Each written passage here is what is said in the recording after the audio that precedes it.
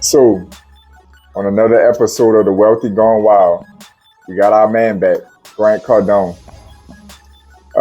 Basically, Grant Cardone had another semi-viral moment that's drumming up right now, in the last day or so, where he was on Fox, I believe, being, interviewed. And if I'm not mistaken, it may have been Trump's daughter doing the interview, if I'm not mistaken, or having a conversation with him. And Fox, of course, many of you may know here in America is a major broadcast. If you're in America, you know what Fox is most likely. For some reason or another, I only watched a part of the interview, and the majority of this content I got from another video that I'm going to link in the description below, because I'm also covering this video in reaction to this channel's reaction to Grant Cardone. But basically, Grant Cardone volunteered about his status being more prominent amongst Black Americans, young Black Americans in particular. His verbiage was more along the lines, and I'm paraphrasing, that a 25-year-old Black kid is more likely to know him than a 55-year-old white man. He also elaborated that we intentionally target the Black community, and we do so by talking to them street and keeping things simple, not using big words and big terms, to be more relatable to them. This was pretty close to his exact words. So the response from the channel that I caught this information from, which is a Black financial media channel themselves, I'm gonna link it down below. They have a pretty good channel as far as overall financial content. But of course, they also cover social issues and things like that come up in the Black community. And particularly, a gentleman named MG, the mortgage guy, was hosting the majority of this live stream, responding to Grant Cardone in this viral clip. So I want to give my take on it, because I believe these conversations deserve input from a broad spectrum. And I always, if you guys follow this channel, you've watched any of my previous episodes about these viral moments with the Andrew Tates, Grant Cardones, things of that nature, you will notice that I give a different take. So I want y'all to stay through this video. Don't get lost. Stay through this video. I took some notes. If y'all see me deviating, I'm just reading notes to keep up with all the various topics that were covered within this conversation. We're going to tie this to finance. We're also going to tie this to our culture here in America, because the reality of it is, this is entertaining, but it's also a big deal, because we are so much better together than we are apart. In these situations, though they're marketing and they make a lot of people a lot of money, they are divisive in a lot of different ways. And we're going to have a conversation around this and ask some important questions and get some important context. So stick through the whole video. I promise you it's going to be worth it. This is JP from Blueprint for Prosperity. As always, here to increase your net worth through relationship banking, maximizing your borrow capacity, proper use of life insurance, and the ownership of real estate. Like this video, subscribe to the channel. I'm uploading content on a daily basis to help you customize your blueprint for prosperity. So I gave context about this already. Grant Cardone had an undermining and demeaning moment towards the Black community in the eyes of many people who've caught a viral clip recently where he was on Fox being interviewed and volunteered about being more prominent amongst, young Black Americans than not only whites, but older white individuals. It got picked up by many, but I caught it by a finance channel called EYL, Earn Your Leisure. Again, the link to the live that I caught will be in the description below if you want to catch up on it there. They are a Black financial media company, pretty prominent, pretty successful, good content. And of course, gonna naturally cover anything that has to do with the Black community as far as social issues and viral moments that come up that may have prejudice, racism, demeaning, blah, blah, blah going on in it. So one of the first prominent aspects of their feedback, and again, this was MG, the mortgage guy from the EYL channel, one of his first responses was he found this distasteful from Grant Cardone. Let's be real, and he admits this in the video, and we're going to talk about this right now before we go to the next point.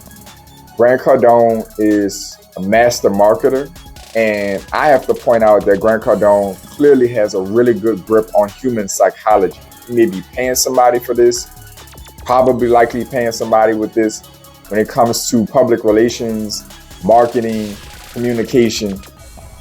I'm not saying that he generally doesn't think a certain way and behave a certain way authentically, but the reality of it is the man knows how to stay in headlines, and he knows how to be triggering in a way that draws enough attention, and he sells. As soon as he gets your attention, he sells. He knows how to keep his name out there for free. As far as, he doesn't, though I'm sure he has tons of paid marketing, he's really good at keeping his name out there for free. Andrew Tate is another one that was extremely sophisticated at keeping his name out there for free. So the gentleman covering this found it distasteful. And generally speaking, obviously, it wasn't the best choice of words, whether he intended it or not. The way he compartmentalized it was, we basically target the Black community by talking to them in a way that they can understand, which is talking to them street, simple, no big words, no big terms, nothing too fancy. And so we can reach them. So obviously, needless to say, it's understandable how that unfortunate form of content could be put in place when you think about the popular Black culture. Unfortunately, we are largely more known for, hip hop related, street related. We're more known culturally in America in particular for that type of vibe and verbiage and context culture. It has been extremely prominent because it's influenced the whole world. We have context, slang, creative terms, creative art, creative music that the whole world has gravitated to. That having been said, it also is a box that we're stuck in a lot of times.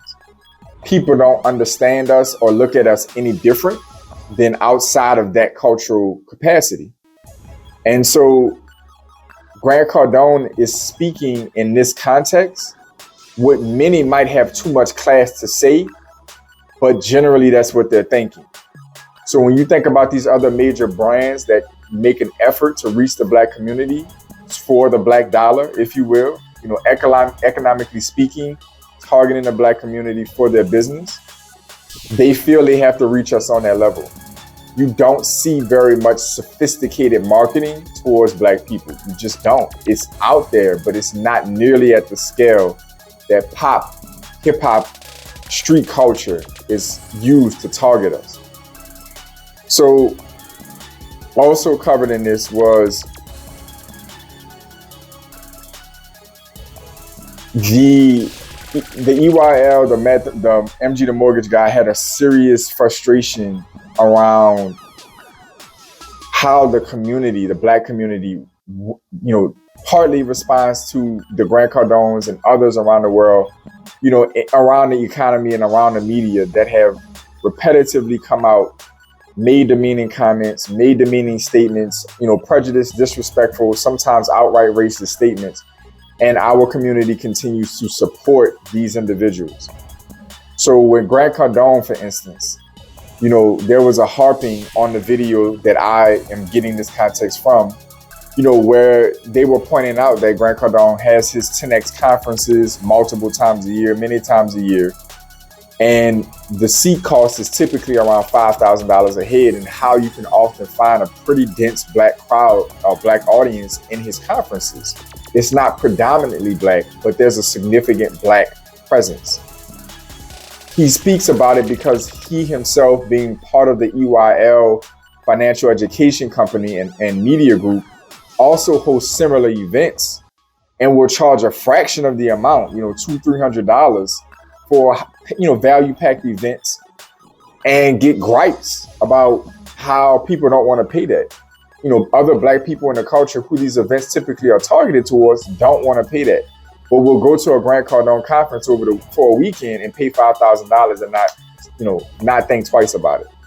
The level of support, blind faith and following that many in the Black community give those outside of the community, with little to no gripe, even if those entities are disrespectful, demeaning, or have displayed that they have less than respectful or equal level views of the Black community, Black people still spend their money and support these entities.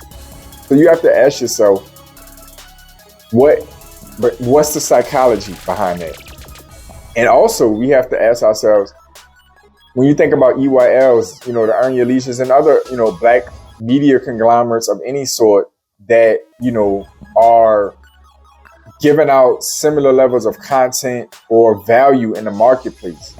What is it about your entity or your organization that makes Black people feel as if you should be doing them charity? You have to ask on both sides. So of course the Grant Cardone part of starts supporting these individuals, Blacks that support these individuals and show up to their conferences, consume their content, support their business, spend money with them. Yes, of course, the first question that's going to come to mind is, okay, how do you spend your money with this person after these types of content, after this type of content has come out, after this type of, misrepresentation and prejudice has been put out? Many Black people will continue to support Grant Cardone. They don't have a solid rooted basis when it comes to their Black identity in this culture in particular. When it comes to non-Blacks providing certain value or allowing them to coexist in a certain subculture with them, many Black people will sacrifice their identity to be a part of these different subcultures, these different groups. There was also a big focus around the fact of Grant Cardone is known more by, younger crowds and younger Blacks, than older, middle-aged to older white people, because he has a strong social media presence, and obviously social media is dominated by people 40 and under. Granted, fair, right? What does that also say psychologically about, Black people? Because when you think about and you say, okay, well, Grant Cardone is more prevalent amongst younger people and Black people in particular because of his marketing, then that basically means that you're saying Grant Cardone and other people like him had to find you, right? You didn't, they basically had to put themselves out there, and generally speaking, they had to find you. It's the point of marketing. Well, what does that say? When you think about the internet and how it's structured, and social media and how it's structured, what you search and what you spend the most time on the internet and on your social media looking at is what is fed to you, right? So with that in mind, and you say, okay, well, Grant Cardone is prevalent because of his marketing, and he's not making it to the 50-year-old, 55-year-old white guy, right? If he's not making it to them and he's making it in front of the 25-year-old American Black kid, and the internet and social media is engineered to force feed you more of what you already show interest in to keep you on the platform, then that might mean that the psychology of the consumer is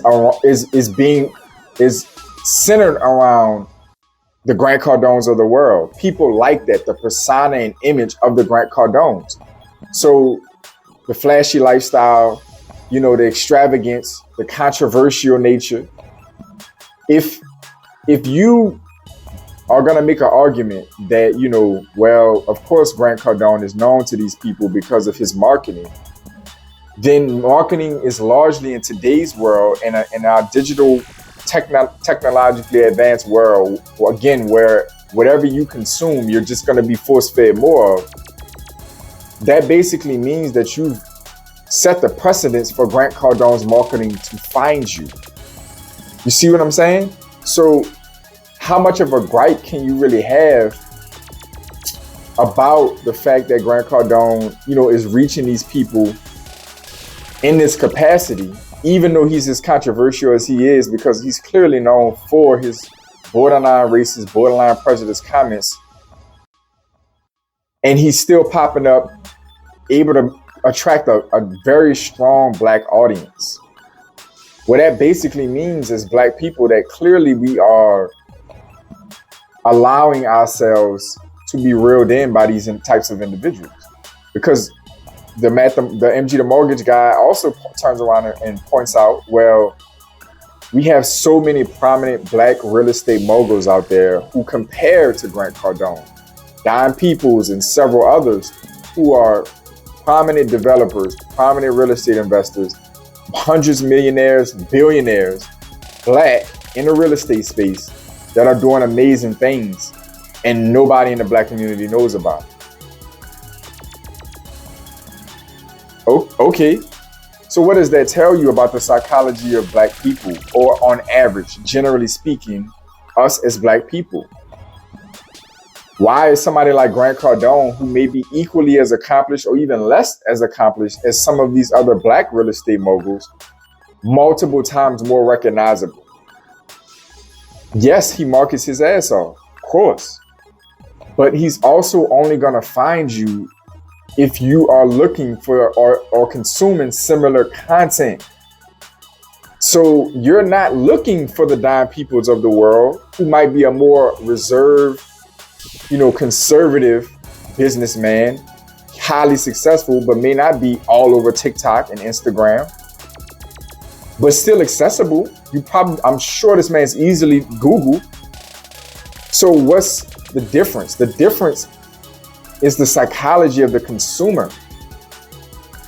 So that means it puts it back in the court of us as black people if we feel this way.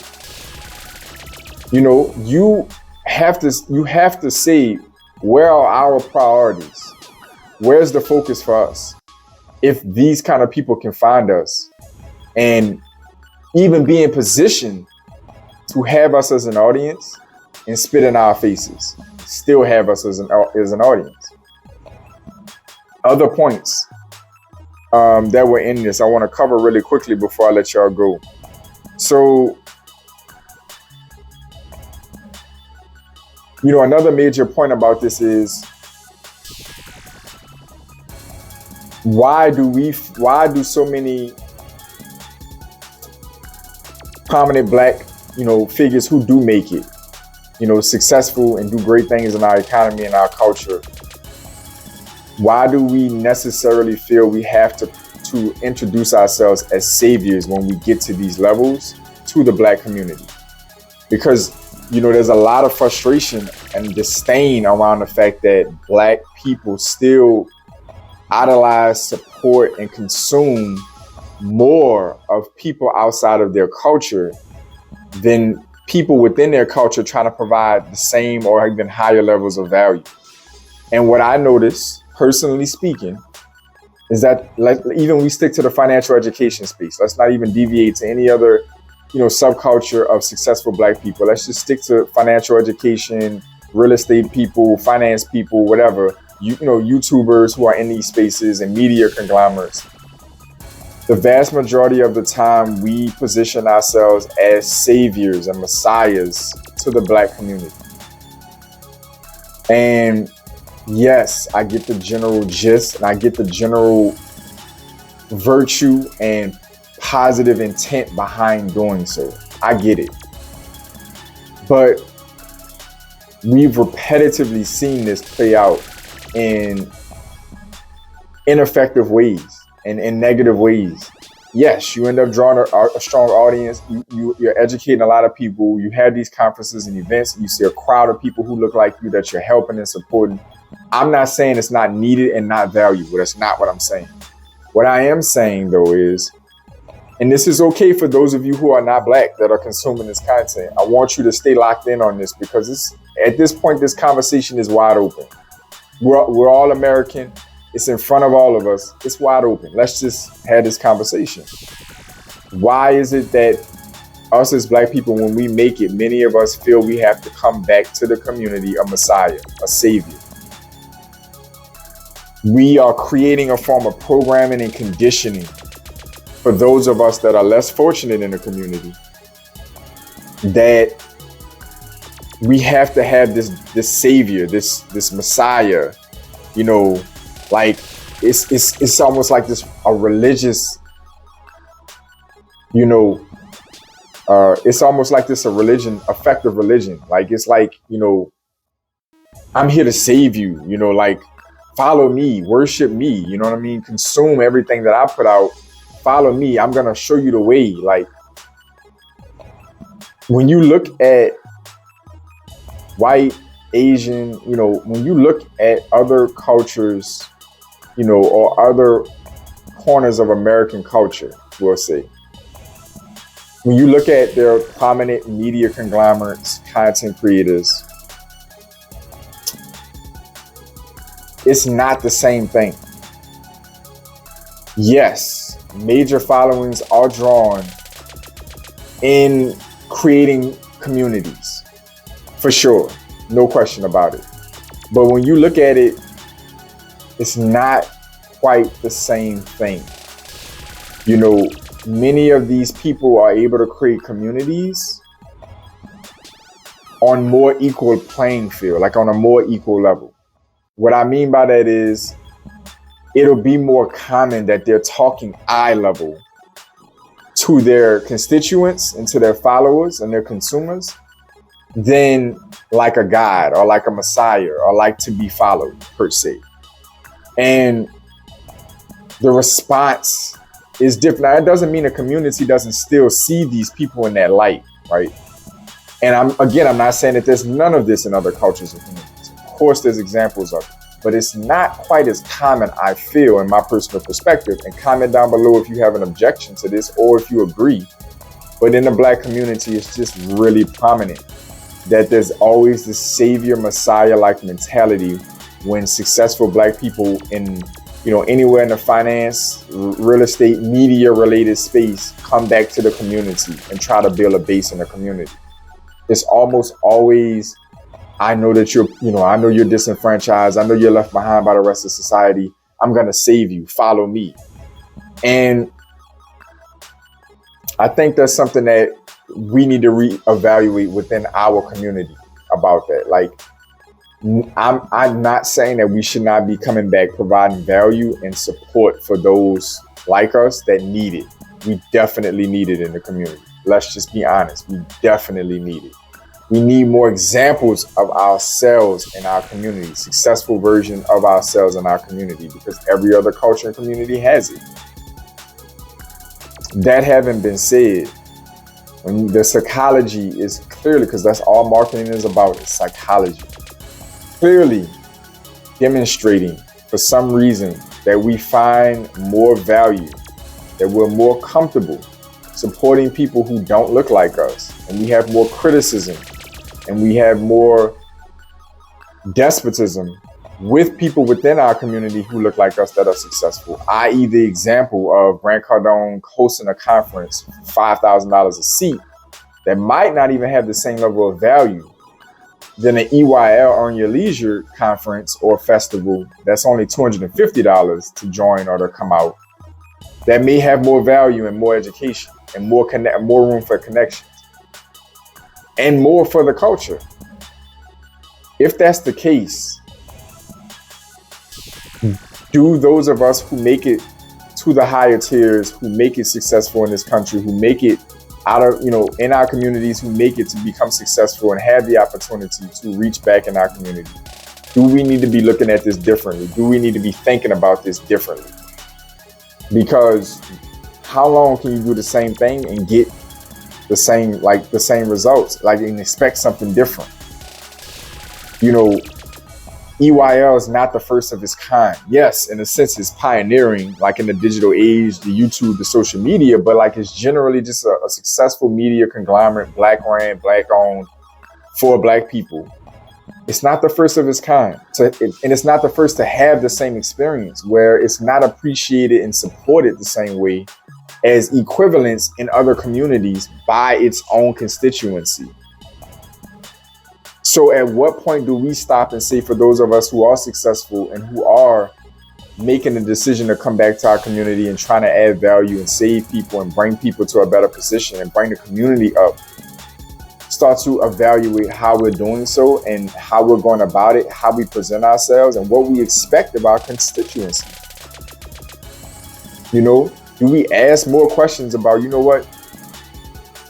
should we be harder on or hold to a higher standard the people that we're trying to help?